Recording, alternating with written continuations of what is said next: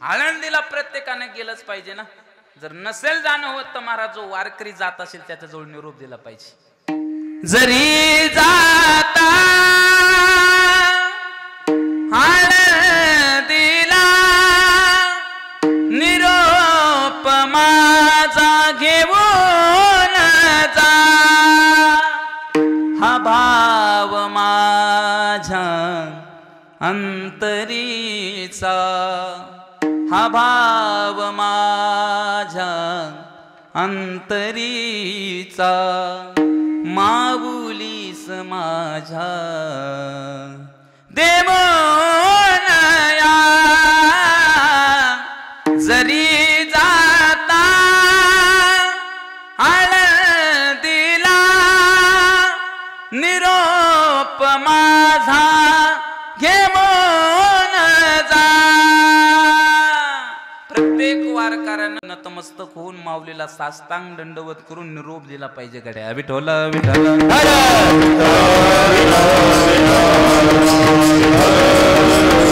आपला नेम आहे. ज्याला गाता येते त्यानं गायलाच पाहिजे. महाराज काही लोक बसलेले म्हणतील महाराज तुम्हाला देवान दिलाय स्वर, आम्हाला भलताच जोर कशाचा म्हणायचा, पण देवान आम्हाला स्वर नाही दिला, आम्ही काय केलं पाहिजे. महाराज म्हणले तुम्हाला स्वर जर दिला नाही ना नाराज होऊ नका. का नाही तयावी न भुकेला विठ्ठल आणि येईल तैसा बोल रामकृष्ण. स्वर जर नसेल तर अजिबात चिंता करायची नाही. जसं येईल तसं भजन म्हणायचं, पण म्हणायचं विठ्ठला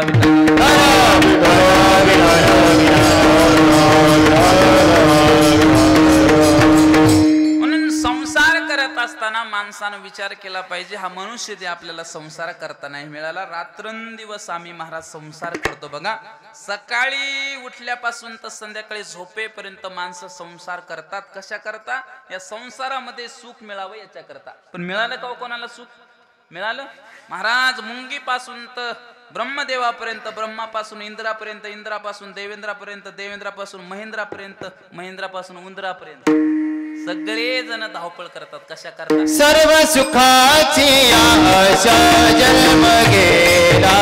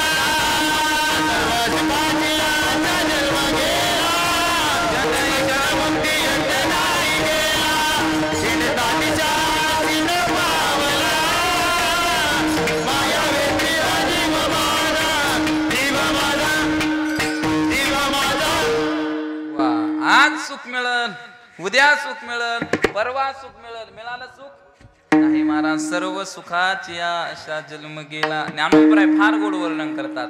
अरे या मृत्यू लोकामध्ये सुख मिळल याची गॅरंटी नाही. ज्याला जर वाटत असेल या मृत्यू लोकामध्ये सुख आहे तो वेडा आहे म्हणले माऊली ज्ञानोबराय. मृत्यू लोकी सुखाची कहाणी ऐकी जेल कवनाचे श्रवणी. कैसी सुख निद्राम थरुणी हिंगळाच्या. महाराज म्हणले इंगळाच्या सयेवरती झोपल्याच्या नंतर झोप लागल का? बोला बोला बोला. लागल झोप? झोपले का काय? नाही ना, इंगळाच्या सईवरती झोपल्याच्या नंतर झोप लागणार नाही, तसं संसारामध्ये तुम्हाला सुख मिळणार नाही. या संसारातला प्रत्येकच माणूस दुःखी आहे महाराज. जो देखे सो दुखिया बाबा, सुखिया कोई नहीं रे. दादा गाताना विकू दे जागड्या, विठाला विठाला.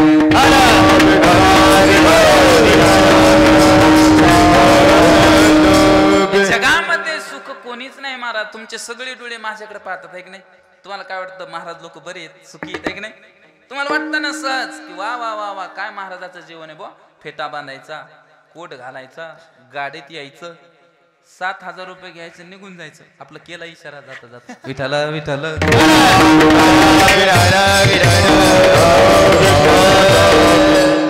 पण माय बाप हो, तुम्हाला आम्ही घेतलेला पैसा दिसतो, परंतु आम्ही महाराज तुमच्या 2 तासाच्या कीर्तना करता कधी कधी 8 तास प्रवास करावा लागतो. कधी कोणती गाडी येईल आणि कधी चिरडून जाईल काही सांगता येतं का. कार्यकर्ते सुद्धा आम्हाला असे भेटतात महाराज. आता भास्कर बाबा आमच्या प्रेमाचे माणसं आहेत. बाबाचे 2, 4, 7, 8 फोन आले, पण आम्हाला कार्यकर्ते असे भेटतात महाराज. सकाळी उठल्याबरोबर फोन येतो, महाराज उठले का. उठल्यावर मग किती वाजता निघता, आल्यावर काय घेता, काय पेता, काय खाता, सगळी चौकशी असते महाराज. कीर्तन झाल्याच्या नंतर एखादा कार्यकर्ता आम्हाला असा भेटत नाही, पाकिट देऊन 2 घंट्यानं फोन करणारा. महाराज पोचले का तुम्ही, तुम्ही गाडीत आहे का, गाडी तुमच्यावर आहे. एखादा फोन नाही महाराज. तुम्हाला वाटतं आम्ही सुखी आहे आणि आम्हाला वाटतं तुम्ही सुखी आहेत का. तुम्ही सुखी आहेत अहो, नुसतं येऊन बसायचं कुठं मंडपात, येऊन बसायचं, कीर्तन ऐकायचं, श्रवण करायचं आणि मोक्षाला जायचं. किती सोपं आहे. पण तुम्हाला आम्ही सुखी वाटतो, आम्हाला तुम्ही सुखी वाटता. तुम्ही सुखी नाही, आम्ही सुखी नाही, मग सुखी कोण आहे. महाराज फार गोड वर्णन केलं. कोई तन दुखी, कोई मैं दुखी, कोई दर बिन रहत उदास, थोड़े थोड़े सब जन दुखी, सुखी राम की दास. काय म्हटले महाराज. कोई तन दुखी. बघा इथं कीर्तनात बसलेले लोक सारखे बसले का. कोणी पायवरून करून बसलं, कोणी टेकन देऊन बसलं, कोण तर त्या महादेवाच्या मंदिराजवळच बसलं बुवा, हे की नाही. काऊन पटलं तर बसलं, नाही तर उठलं बुवा. विठाला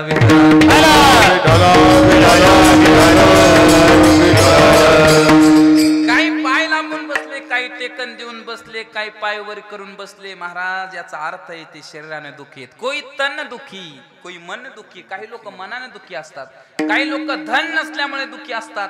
या जगामध्ये प्रत्येकच माणूस दुखी आहे.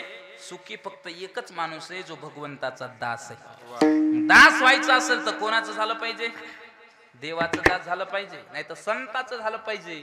आपण देवाचं दास होत नाही, संताचं दास होत नाही, संसाराचा दास होतो. संसाराचा दास झाला रे झाला की आपल्या पदरामध्ये दुःख पडल्याशिवाय राहत नाही. मग तुम्हाला जर सुखी जर व्हायचं असेल तर त्या देवाशिवाय आपल्याला सुख मिळणार नाही.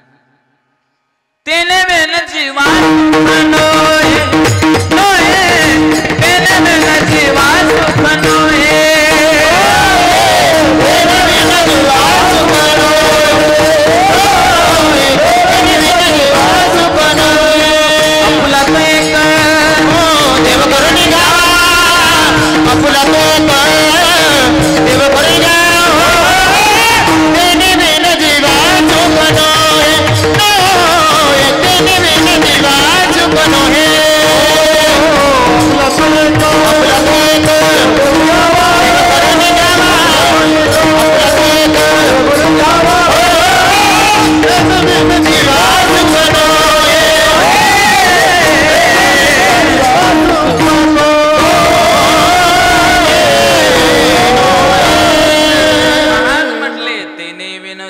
सुख नोए. देवाच्या व्यतिरिक्त आपल्याला सुख मिळणार नाही महाराज. म्हणून त्या भगवंताला मिळवण्याचे माणसानं प्रयत्न केले पाहिजे. काही माणसाला वाटतं आम्ही धन कमवलं म्हणजे आम्ही सर्व सुखी होऊ, पण पैशामध्ये महाराज माणूस सुखी होऊ शकतो का. सुख जर या श्रीमंतीमध्ये जर असतं, राजवैभवामध्ये जर असतं, तर पूर्वीच्या राजानं सर्व संघाचा त्याग करून ते अरण्यामध्ये गेलेच नसते. किती गोड वर्णन केलं बघा. प्रपंच जरी सुख जोडे तरी काशी भीती गिरी कंदारी राज्य टाकून गेले थोडे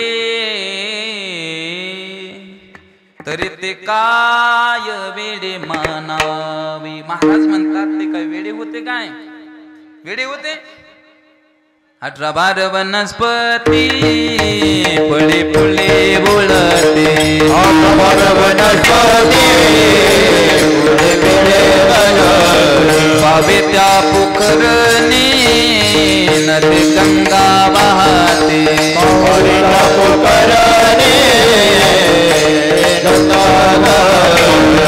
जागरे कुल श्रेया राजराने व संपत्ती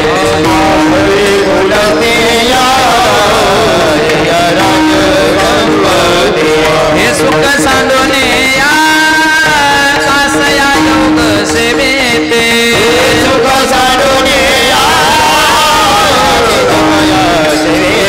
पर्यंते मदला सा सोरे वाला पर्यंते मदला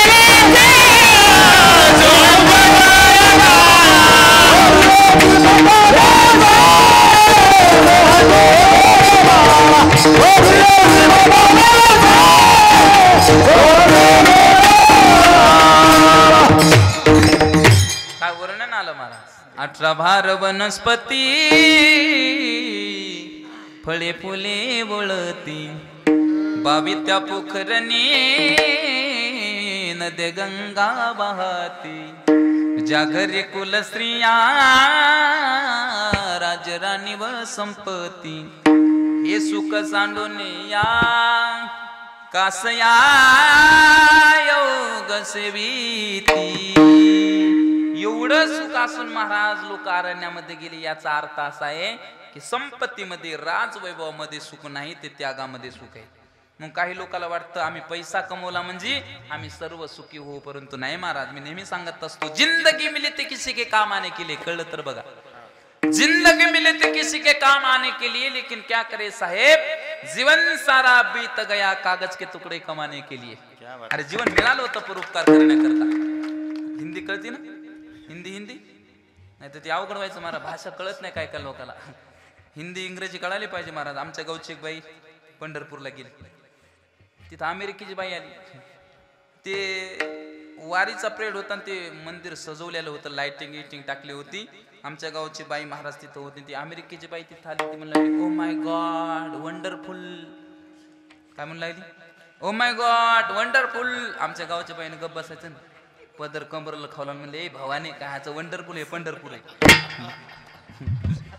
भाषा कळली पाहिजे महाराज एक नाही अरे जिंदगी मिली ती किसी के काम आने के लिए कशा करता मिळाला मनुष्य देह परोपकार करण्याकरता परमार्थ करण्याकरता पण व्यर्थ घालवला ना कसा कसा व्यर्थ केला बालपण गेले नेनता तारुण्यपणी विषयी व्यथा व्रतपणे प्रवतली चिंता मरे मागोता जन्म घेणे बालपण आपलं कसं गेलं खेळण्यामध्ये गेलं तारुण्यपण विषयाच्या भोगामध्ये घातलं आणि मथारपणामध्ये माणसाला वाटतं आमचा उद्धार व्हावा होईल का हो डोळ्यानं दिसत नाही कानानं ऐकू येत नाही तोंडानं बोलता येत नाही पायानं चालता येत नाही आणि मग म्हातारे माणसं काठी टिकीट मंदिरात येतात कोणत्या मारुतीच्या आणि मग तिथं मारुतीला त्रास देतात म्हणतात इथल्ला मारुती म्हणतो उठ तू इथला नाही मसन वाट्यातला अरे जवाब परमार्थ करायचा तवा नाही केला ना आता काय महाराज जब हे सकळ सिद्ध आहे हात चालावया पाय तव तू आपले स्वहित पाय जोपर्यंत परमार्थ करता येतो तोपर्यंत करून घेतला पाहिजे पैसा तर आज उद्या कधी कमवता येईल महाराज म्हणून तर मदलासा मातीनं बाळाला उपदेश केला बघा महिला मंडळ तुम्ही झोका देता का झोका माहिती आहे की नाही तुम्हाला झोका द्यायचं काम तुमच्याकडेच राहिलं का याच्याकडे आला आता नाही भाऊ सगळेच आले म्हणून विचारलंय की नाही मला वाटतं झोका द्यायचं काम तुमच्याकडेच आहे झोका देत असताना तुमच्या इकडं गाणे अभंग म्हणतात की नाही काय माहित आमच्या इकडे म्हणतात बुवा पूर्वीच्या महिला फार गोड पद म्हणायचे महाराज. आताच्या महिलाला काहीच येत नाही. दोनच शब्द येतात, एक you you you you you आणि हाडा हाडा हाडा हाडा. याच्यापेक्षा दुसरं काहीच येत नाही महाराज. काय पूर्वीच्या महिला अभंग गाणे म्हणायचे महाराज, आता काही म्हणायला लागल्या. आमच्या दिंडीत एक म्हातारी आली आणि अभंग म्हणू लागली. अरे अरे विठोबा तुझ्यात माझं मन, घेतला मोबाईल लावते तुला फोन. काय फोन? म्हातारी तेवढ्यावर नाही थांबली, तिने दुसरं सुरू केलं. तुझे रे आठवण लय लय येते म्हणून तुला मी मिस कॉल देते. काय मिस कॉल? म्हातारी तेवढ्यावर बी नाही थांबली. देवाचा रे तू रे देव, माझा नंबर कर रे शेव. तू का आमदारी नाही का खासदारी नाही मला कळच ना. विठाला विठाला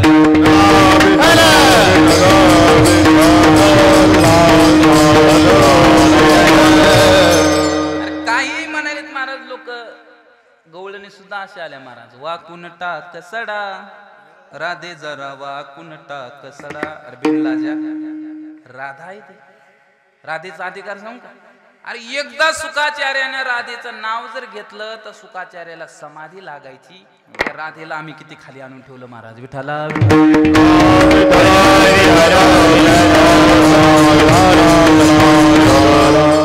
अरे भजन म्हणायचं तर चांगलं म्हणा, नाही तर महाराज कोणतंही भजन म्हणल्याच्या नंतर नरकच जावं लागेल ना. भजनात ओंगळ बाळले नरक जाणे चुकेना, नरक जाणे चुकेना, हो नरक जाणे चुकेना.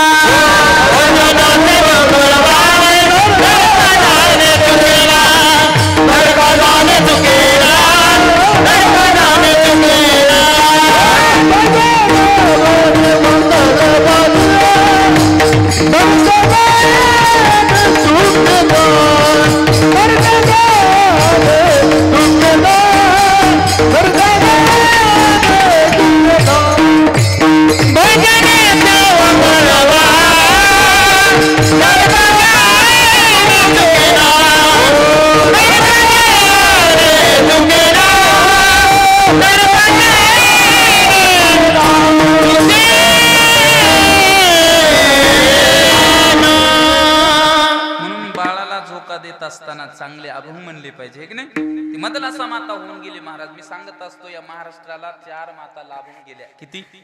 4 माता. पहिली माता विद्येची देवता सरस्वती माता, दुसरी माता मासाहेब जिजाऊ माता, तिसरी माता अहिल्यादेवी होळकर माता, चौथी माता मदलासा माता. 4 पुत्र होते. किती पुत्र होते? 4 पुत्र होते. बोलत असताना विको कमी करत जा. विठाला विठाला 4 पुत्र होते. 4 पुत्र महाराज काय करायचे? ते माता पुत्र झाला की पाळण्यामध्ये टाकायची आणि त्याला उपदेश करायचे. बाळा तू मोठा होशील, मोठा झाल्याच्या नंतर पैसा कमवशील आणि पैसा कमवल्याच्या नंतर तुला सुख मिळेल असं वाटल, परंतु सुख मिळणार नाही बरं काय. मग तू काय कर? तीर्थयात्रेला जाय. तीर्थयात्रेला गेल्याच्या नंतर संत भेटतील आणि ते संत काय सांगतील? तुला भगवंताच्या प्राप्तीचं साधन सांगतील. आणि मग त्याच्यामध्ये उपदेश केला महाराज. एक दृष्टांत दिला. मदलासा मातेनं सांगितलं, बाळा 2 मधमाशा होत्या. त्या मधमाशा सकाळपासून संध्याकाळपर्यंत नुसता मध जमा करण्याचं काम करतात. काय करतात? सकाळी उठायचं, एखाद्या फुलावर जायचं, मकरंद शोषण करून घ्यायचं आणि पोळीमध्ये टाकायचं. हा नित्यक्रम त्याचा चालू राहिला. 5-6 दिवस झाले, 10 दिवस झाले. 10 दिवसाच्या नंतर त्याचा कांदा तयार झाला. आमच्या इकडे कांदा म्हणतात, तुमच्या इकडे मध म्हणतात ना. हा, वेगवेगळी भाषा, वेगवेगळी पद्धत असते महाराज. कुठं कांदा म्हणतात, कुठं मध म्हणतात, कुठं गड्डा म्हणतात. त्या नांदेड भागात गड्डा म्हणतात. तुम्हाला जवळच आहे ना. मी त्या नांदेड भागात कीर्तनाला गेलो. थोडं बोलण्याची पद्धत सुद्धा वेगळी आहे महाराज तिकडे. थोडी वेगळी आहे. मी कीर्तनाला गेलो, 2 कार्यकर्ते आले परमेश्वरबान. मला म्हणले, महाराज कवा आल्या? काय म्हणले? महाराज कवा आल्या? मी म्हणलं, महाराज आताच आल्या. ते म्हणले, महाराज घाबरू नका, तुम्ही असं का बोलताय? नाही, मी म्हणलं तुमचं झालं बापा, तुमची झाली भाषा, पण मी घाबरलो जर सर. नाही म्हणले, झालं काय? नाही तुम्ही म्हणले कवा आल्या म्हटल्याच्या नंतर मला वाटलं मी साडी नेसून आलो का काय भाऊ. भाषा वेगवेगळी असते महाराज, एक नाही. तिकडे त्याला गड्डा म्हणतात, इकडे तुमच्या इकडे मध म्हणतात, आमच्या इकडे कांदा म्हणतात, कुठं महूळ म्हणतात. ते कांदा तयार झाला, मध तयार झाला. महाराज एक सहज महाराज एका मधमाशीच्या डोक्यामध्ये प्रश्न निर्माण झाला. कागबाई म्हणली दुसऱ्या मधमाशीला, काग आपण नुसता मधच जमा करतो, कधी खाल्ला का? ती म्हणते, जाऊ दे ना, कुठं खाती. जोपर्यंत हातपाय चालतात तोपर्यंत कमवून घेऊन हातपाय चालायचे बंद पडले की मस्त बसून खाऊ. कोण म्हणली? मधमाशी. पण ते काय झालं महाराज, कांदा तयार झाला, मध तयार झाला आणि एक वाटसूर रस्त्याने जाऊ लागला. रस्त्याने जाता जाता त्याने ते मोहूळ पाहिलं, कांदा पाहिला, मध पाहिला. एक गौरी घेतली, गौरी पेटवली, गौरीचा धूर केला, अख्ख्या मधमाशा आंधळ्या केला, सगळाच कांदा घेऊन गेला. मी काय त्या मधमाशा सांग ना, अशा बऱ्याच मधमाशा खडकदरी गावामध्ये बघा, सकाळपासून संध्याकाळपर्यंत राब राब राब राब काम करतात. न राहून एका मधमाशीने प्रश्न विचारला, का ग चंद्रकला अक्का हाय की ते एखादी? आता जवळच पेटायचं बुवा, विठाला विठाला आता आपण सकाळपासून संध्याकाळपर्यंत निस्ता मध जमा करण्याचं काम करतोय. गावामध्ये कीर्तन चालू आहे, भजन चालू आहे. कीर्तन ऐकायला गेलती का? चांगले चांगले गायक आहेत, परमेश्वर बुवा आहेत, बंडू महाराज आहेत, चांगले नामांकित गायक आहेत. गायन ऐकायला गेलती का? ते म्हणले जाऊ दे ना, आपलं कुठं कीर्तन आणि गायन ऐकायचं वय आहे का? जोपर्यंत हातपाय चालतात तोपर्यंत कमवून घेऊन एकदा म्हातारे झालो की कीर्तनच ऐकत फिरू. कोणाच्या जीवावर? सून येते महाराज, तशी येत नाही. गौरी आणती, गौरी पेटवती, गौरीचा धूर करते, आंधळ करते, सगळाच कांदा घेऊन जाते. पोटचा मुलगा असतो का तो सुद्धा ठेवीत नाही. आणि बाळू महाराज सांगायलेत काय, हे कोण सांगताय? हे ज्ञानोबराय सांगतात बघा. सांडी सांडी रे बाळा, सांडे संसार छंदू, मासिया मवळ रे कैसा रचियला कंदू, जोडून आणखीनेला तया फुकटचे बेदू. तो कांदा मूळ हुलून नेल्याच्या नंतर जेवढं मधमाशीला दुःख होतंय तेवढंच दुःख अंतकाळाच्या वेळेला आपल्याला होऊ शकतं, आपला पैसा दुसऱ्याच्या हातामध्ये गेल्याच्या नंतर. तुकाराम महाराजांनी याला एक समर्पक प्रमाण दिलं बघा. कोंबडा माहितीये का? कोंबडा कोंबडा कोंबडा नाही, कोंबडा माहित नाही. कोंबडा उठतो महाराज सकाळी, कुठे जातो? उकंड्यावर जातो. उकंड्यावर गेल्याच्या नंतर कोंबडा जागेवर थांबतो का उकरत उकरत पुढे जातो? बोला ना, पुढे जातो. बरं, ते उकरलेलं तो कोंबडा खातो का मागची पिले खातात? तो पिले खातात ना. आपलं सुद्धा तसंच आहे. तू का मैने झाली कोंबड्याची परी, पुढे उकारी लाभलेले, पुढे उकारी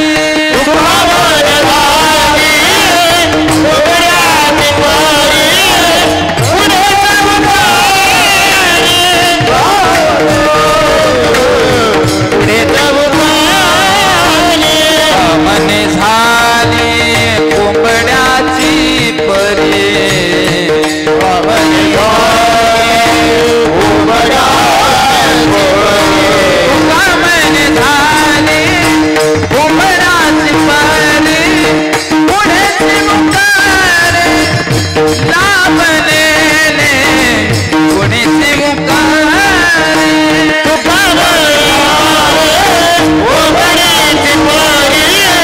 पुढे मुकारे लाभलेले, पुढे मुकारे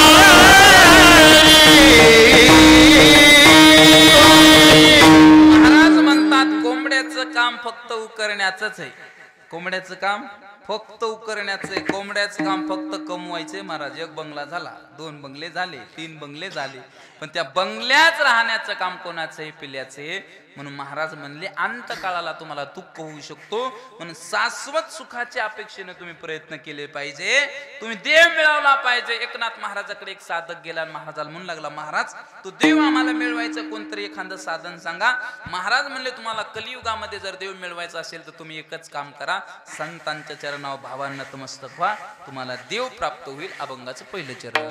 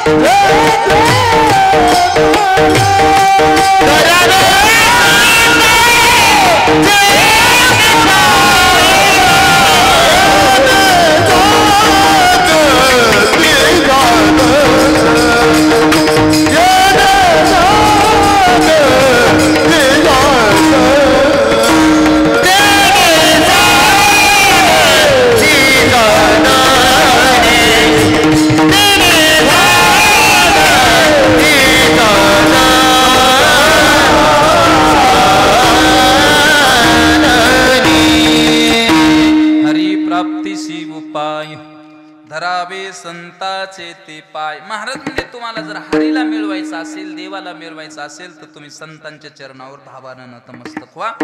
तुम्ही संतांच्या चरणावर नतमस्तक झाले की तुम्हाला देव भेटल्याशिवाय राहणार नाही. महाराज म्हणले संतांच्या चरणावर भावानं नतमस्तक का व्हायचं? महाराज संतांच्या चरणाची ताकद सांगतो. किती संतांच्या चरणामध्ये ताकद आहे महाराज. वासनेचे बीज जळून जाय वासनेचे बीज जळून जाय वासनेचे बीज जळून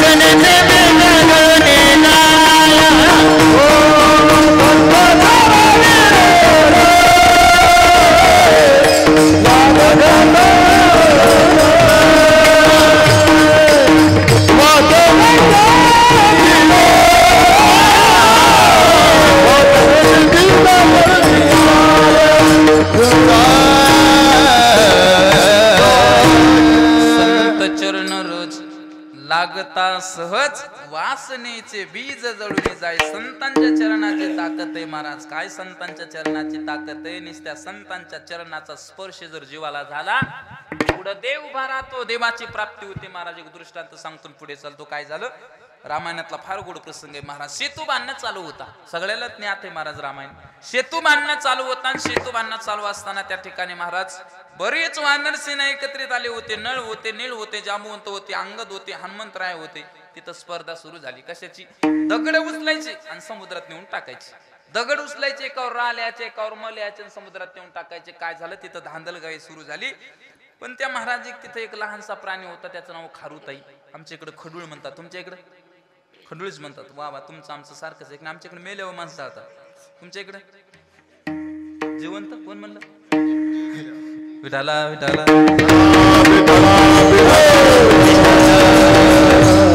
खडूळी महाराज तिला काय वाटलं, धर्म कार्य चालवेन, धर्म कार्यामध्ये आपण काहीतरी मदत केली पाहिजे. महाराज जिथं जिथं धर्माचं काम होईल तिथं तिथं आपण मदत केली पाहिजे की नाही? धर्माचं काम जिथं जिथं धर्माचं काम होईल तिथं तिथं माणसानं मदत केली पाहिजे. त्याच्या पाठीमागची भूमिका फार महत्वाची आहे. त्या खारुताईला वाटलं हे धर्माचं काम चालू आहे, मी इथं मदत केली पाहिजे. म्हणून ती खारुताई काय करायची महाराज? पाण्यामध्ये जायची. काय करायची? पाण्यामध्ये जायची.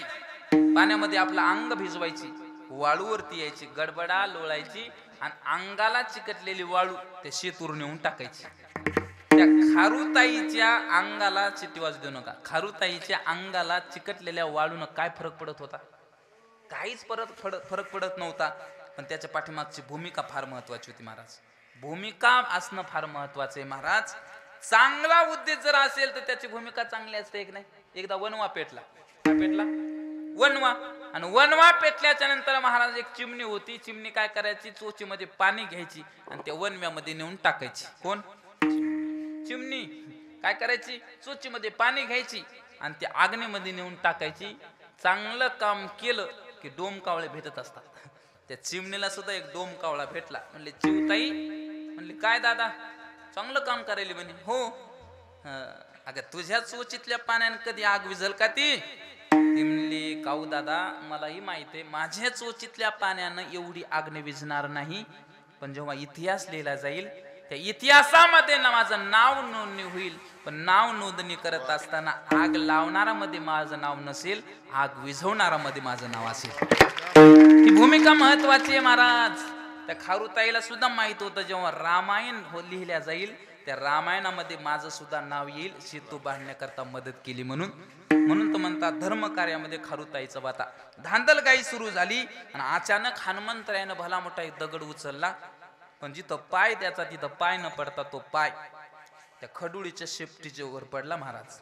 एवढे मोठे बल्लाडे हनुमंतराया, इतकुशी खारुताई. ज्या क्षणाला त्या खडुळीच्या शेपटीवर पाय पडला त्या क्षणाला ती खारुताई मोठ्यानं ओरडली. हे सगळं दृश्य प्रभू रामचंद्र एका दगडावर बसून पाहू लागले. ज्या क्षणाला राहिले त्या खारुताईला हातावर घेतलं आणि म्हणू लागले, खारुताई काय झालं का ओरडलीस? काकीन चाळीस माझ्या राज्यामध्ये तुला काही त्रास झाला का? मग खारुताईने उत्तर दिलं, रामा मी धर्माचं काम करू लागले आणि धर्म कार्यामध्ये मला कोणीतरी त्रास दिलाय. रामचंद्र बोलू लागले आणि बोलता बोलता तिच्या अंगावरून महाराज हात फिरू लागले. काय फिरू लागले? विठाला विठाला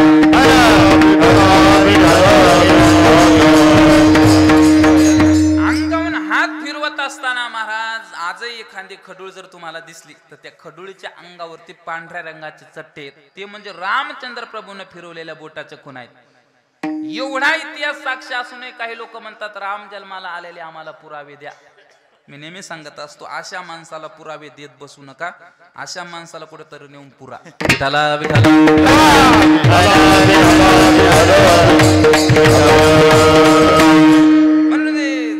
माझ्या राज्यामध्ये तुला त्रास झालाय. रामचंद्र म्हणू लागले, सांग त्याचं नाव, मी त्याला शिक्षा करणार. खारुताई म्हणले, बघ बरं रामा शिक्षा झाली पाहिजे. म्हणले होणार होणार सांग. खारुताई म्हणली शिक्षा झाली तर सांगते. हा सांग म्हणे. म्हणले हनुमंतरायानं पाय दिला. हनुमंताचं नाव घेणं आणि राम अर्धा गार होणं संगच. म्हणला येतो कार्यकर्ता निघाला बुवा, करायची का शिक्षा? ते रामराज्य होतं, रामाच्या राज्यामध्ये कुत्र्याला नाही मिळालं होतं. ही खारुताई आहे. म्हणले असू दे, हनुमंतराय असू दे, नाही तर नळ असू दे, नीळ असू दे, त्याला शिक्षा होणार. खारुताईनं उत्तर दिलं, रामा एक काम करा. म्हणले शिक्षा करू नका, एक काम करा, हनुमंतरायाला बक्षीस द्या आणि त्यांचा सत्कार करा. रामचंद्र म्हणले वेडीच काय, चुकून शेपटीवर पाय पडण्याऐवजी जर पोटावर पडला असता तर सत्कार करायची शिल्लक राहिली असती का? करायचा का सत्कार? म्हणले सत्कारच करायचा. कशामुळे? म्हणले हनुमंतराया सुद्धा समुद्रात दगड टाकायचे, मी सुद्धा समुद्रात दगड टाकायचे, तू नुसतं आमच्याकडे टुळू टुळू पाहायचा. जर हनुमंतरायाच्या चरणाचा स्पर्श माझ्या शिपला जर झालाच नसता तर तुझी माझी भेट झाली नसती. हनुमंतराया म्हणजे संत, निस्त्या संतांच्या चरणाचा स्पर्श खारुताईला झाला तर खारुताई पुढे देव उभा राहिला एवढी ताकद संतांच्या चरणामध्ये आहे. म्हणून महाराज म्हणतात धरावे संतांचे पाय. संतांचे चरण धरले, संतांच्या चरणावर तुम्ही नतमस्तक झाला रे झाला, तुम्हाला देव भेटल्याशिवाय राहणार नाही. एवढी ताकद संतांच्या चरणाची महाराज. पण नेमकं संत म्हणायचं कोणाला? संत या कलियुगामध्ये पोटासाठी बरेच संत झाले. आयशे संत झाले कली, तोंडी तंबाखूची नळी. असे संत बरेच झाले ना, पोटासाठी संत झाले कलीत बहुत. काही लोक म्हणतात महाराज विठाला विठाला, काही लोक म्हणतात महाराज आमच्या महाराजांना भगवे वस्त्र धारण केले, तुम्ही त्याला साधू म्हणा. महाराज म्हणले नसते भगवे वस्त्र धारण करणारा जर आम्ही साधू म्हणू तर आम्हाला कुत्र्याला सुद्धा साधू म्हणावं लागेल का? त्याची म्हणून जगी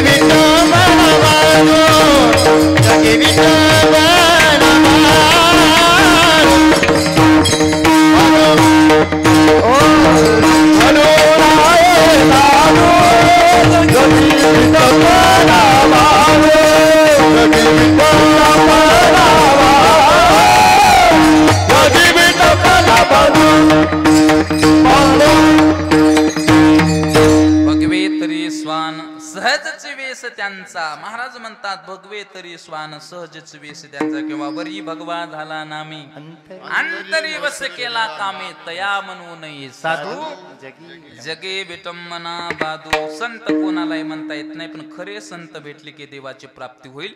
महाराज म्हणले आमच्या जीवनामध्ये भगवंताची प्राप्ती झाल्याच्या नंतर आमचा फायदा का होईल? महाराज म्हणले तेने साधती साधने तुटती भवाची बंधने. तुमच्या जीवनामध्ये साध्याची प्राप्ती होईल, बहुरूपी बंधन पूर्णपणे नाहीच होईल. महाराजांना प्रश्न निर्माण केला, महाराज भगवंताच्या प्राप्तीचे बरेच साधने आहेत, योग आहे, जप आहे, तप आहे, ध्यान आहे, धारणा आहे, ज्ञान मार्ग आहे, भक्ती मार्ग आहे. हे मार्ग न सांगता हाच मार्ग का सांगितला? महाराज म्हणले बाकीचे साधना तुम्हाला कलियुगामध्ये करता येणार नाही. योग करता येईल का आपल्याला? योग योग करता येईल? 2 तास आपण मांडी घालून कीर्तनात बसू शकत नाही. किती तास? 2 तास आपण मांडी घालून कीर्तनात बसू शकत नाही. 12 वर्ष एका झाडाला लटकायचंय, एका झाडाला लटकायचंय. नखाच्या चुंबळे होतात, केसाच्या जटा होतात, देहाचा सापळा होतो, मग कुठेतरी योग साध्य होतो. जमल का आपल्याला? जमल? आता ते रामदेव बाबाच पाहून लोक योग करायला लागले महाराज, एक नाही रामदेव बाबाला फॉलो करायला लागले. आमच्या गावचं एक म्हातारं रामदेव बाबाला फॉलो करू लागलं. फॉलो करणं कळते का? रोज सकाळी 5 वाजता रामदेव बाबा शिबिर चालू असतं, टीव्हीचं बटन दाबायचं आणि ते रामदेव बाबाला फॉलो करायचं. महाराज बाबाची ढेरी वाढलेली होती जरा. रामदेव बाबांनी सांगितलं ज्याची ढेरी वाढलेली त्यांनी कपालभाती आसन करायचं, ढेरी कमी होऊन जाईल. म्हाताऱ्याला बरं वाटलं, म्हणलं आपण आसन करू. कपालभाती आसन करू लागला, म्हाताऱ्याला जमू लागलं. दुसऱ्या दिवशी रामदेव बाबांनी दुसरा प्रयोग केला, अनुलोम विलोम केला, तेही जमला. पण तिसऱ्या दिवशी रामदेव बाबांनी काय केलं, ह्यो पाय घेतला आणि मानत टाकला. आमच्या गावच्या म्हाताऱ्याने विचार करायचा ना आपलं वय काय, आपण करायला काय. त्याने पाय घेतला आणि मानत टाकला. रामदेव बाबाचा अभ्यास झालेला होता, रामदेव बाबाला तो पाय खाली घेता आला. पण आमच्या गावच्या म्हाताऱ्याचा पाय खालीच येईना. 2 लाख रुपये लागले. किती? 2 लाख रुपये लागले. महाराज निस्ता योग करायला गेला तर फजिती झाली म्हणून ज्ञानोबराय म्हणले, योग या कभी दिए ने ऐसे, योग या कभी दिए ने ऐसे, योग या कभी दिए ने ऐसे, योग या कभी दिए ने ऐसे. वायाची उपाधी धम्मधम, वायाची उपाधी धम्मधम, हे वायाची उपाधी धम्मधम. हरे मुखे मना, हरि मुखे माना, हरि मुखे माना, हरि मुखे माना. वायाची उपाधी धम्मधम, वायाची उपाधी धम्मधम, हे वायाची उपाधी धम्मधम. हरि मुखे माना, हरि मुखे माना, हरि मुखे माना, हरि मुखे माना. योग जमणार नाही. महाराज म्हणले योगाच्या वाटा जे निघाली का सुबटा, तया दुःखाचा चिवाटा भागाला. योग करायला असाल तुम्ही दमसाल भागसाल म्हणून योग करू नका. तुम्ही सिस्टीम थोडस सिस्टी मारू देऊ नका. विठाला विठाला.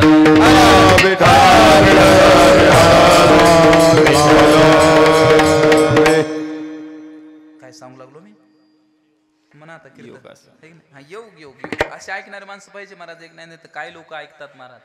एका गावाला सहज म्हणलो मी, काय सांगू लागलो सांगा. एक म्हातारा उठलं म्हणे, बोंबल ना तुला 5,000 देऊन कशाला आणलं. असे लोक असतात महाराज. एक नाही योग जर करायला गेलो तर आम्हाला योग जमणार नाही. बरं यज्ञ जमल का? यज्ञ जमणार नाही. कर्मकांड तर फार बारीक आहे महाराज. ज्या इंद्रियाने जे कर्म केलं त्याच इंद्रियाला त्याचं फळ भोगावं लागतं. अगा कर्मे जे उरावे, सुख दुःखी फळावे, तया ते भोगावया यावे देहायका. कर्मकांड जमणार नाही, योग जमणार नाही, काही जमणार नाही कलियुगामध्ये. फक्त करण्यासारखी सोपी भक्ती एकच, संतांच्या चरणावर भावांना नतमस्तक होणे. महाराज म्हणले बाबा देव मिळवायचा आम्हाला, या साधनाद्वारे आम्हाला देव मिळणार नाही का? महाराज म्हणले मिळल, परंतु याची गॅरंटी नाही. पण डायरेक्ट तुम्ही जर संताकडे जर गेलात तर तुम्हाला नक्कीच देव भेटेल याची गॅरंटी वेदांत दिली. अभंगाचं 3रं. संता विना प्राप्ती नाही,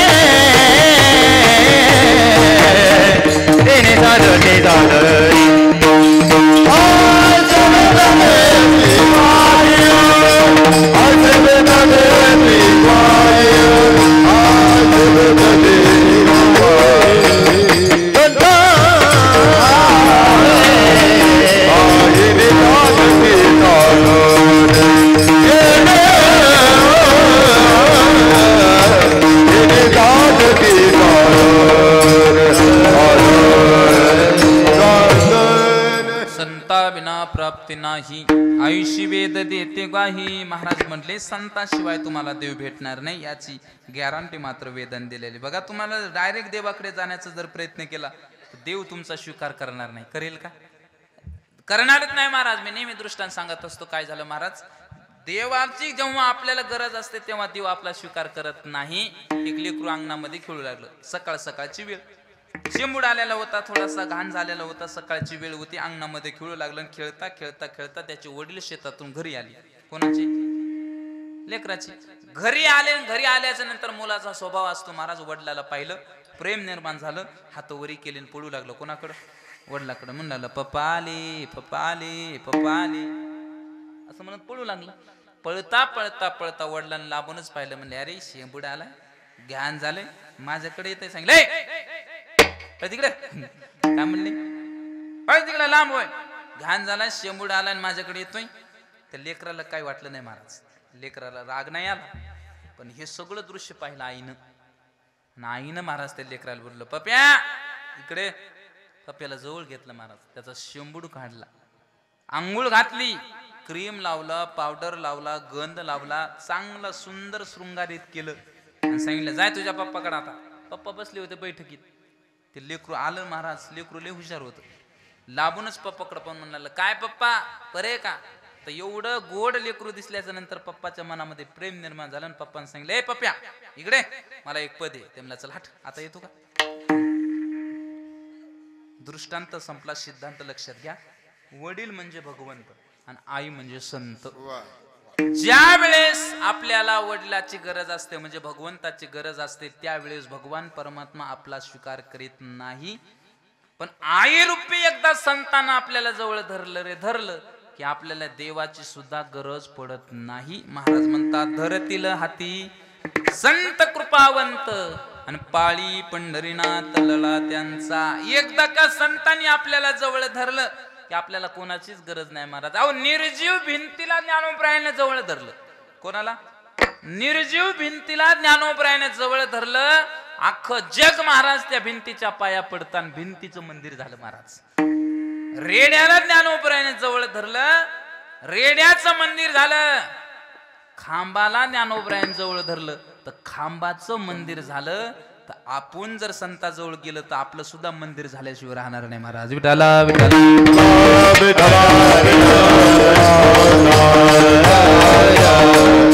संतांच्याच मार्फत देवाकडे जाण्याचा प्रयत्न केला पाहिजे. का तर संतांच्या मनामध्ये अखंड एकच असतं महाराज. काय? की आम्हाला देव भेटला पाहिजे. काय भेटला पाहिजे? देव भेटला पाहिजे. संतांच्या मनामध्ये असतं महाराज. बरं का, संत कधी पण म्हणतात विठ्ठला पांडुरंगा माया बापा विठ्ठला, तुळशी माळ ही श्वासाची तुटे धाव विठ्ठला, जीव झाला कासावीच रूप दाव विठ्ठला. विठ्ठला माया बापा केशवा माधवा.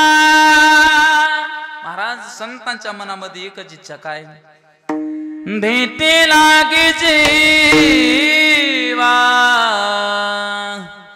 लागली से आस, पाहे रात्रंदिवस पाहे रात्रंदिवस वाट तुझी भेटे लागे जीवा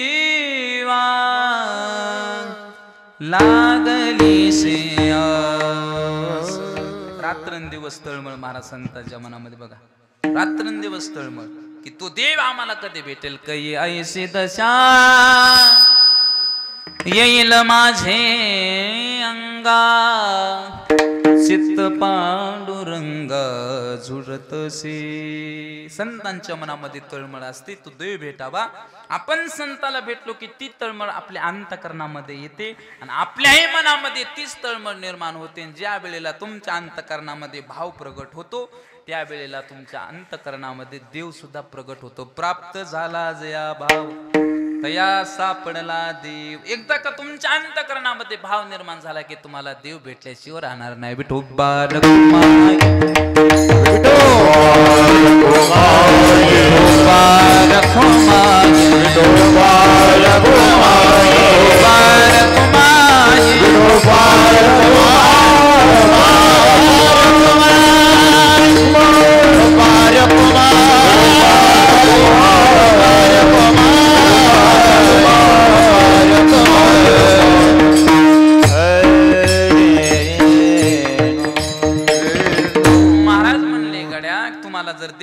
करायचं असेल तर संताशिवाय तुम्हाला देव भेटणार नाही, म्हणून महाराज म्हणतात संता विना प्राप्ती नाही, आईसी वेद देते ग्वाही. महाराजाला प्रश्न निर्माण केला, म्हणे महाराज नेमके संत काय करतात? महाराज म्हणले तुमच्या जीवनातल्या इच्छा पूर्ण करण्याचं काम संत करीत असतात. अभंगाचं शेवटचं चरण. एका जनार्दनी संता, एका जनार्दनी संता, एका जनार्दनी संता, एका जनार्दनी संता, एका जनार्दनी संता, एका जनार्दनी संता, एका जनार्दनी संता, एका जनार्दनी पूर्ण करती मनोरथ, पूर्ण करती मनोरथ, येणे साधती मनोरे, येणे साधती सुधा, पूर्ण करती मनोरथ, पूर्ण करती मनोरथ, येणे साधती सुधा, येणे साधती सुधा. हे तुटती भवा चे बंधन तुटती, हे तुटती, तुटती तुटती भवाचे बंधने.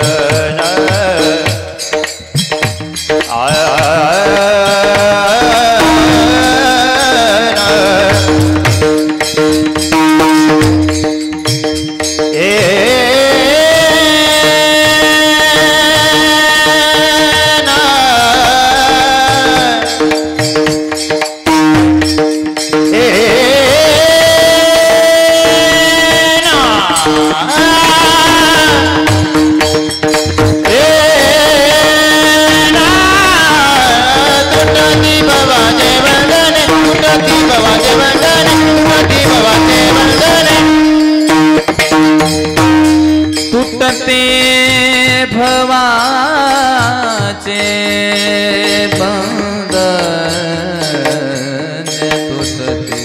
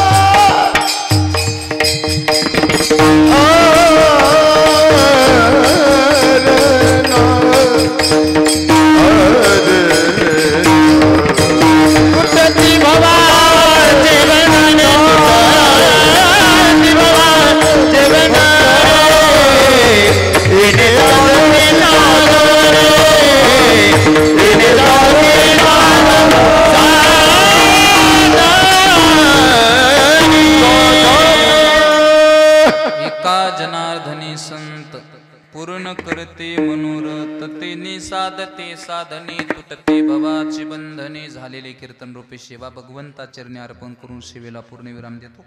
या अभंगाचा अर्थ असा असेल, माझा काही दावा नाही.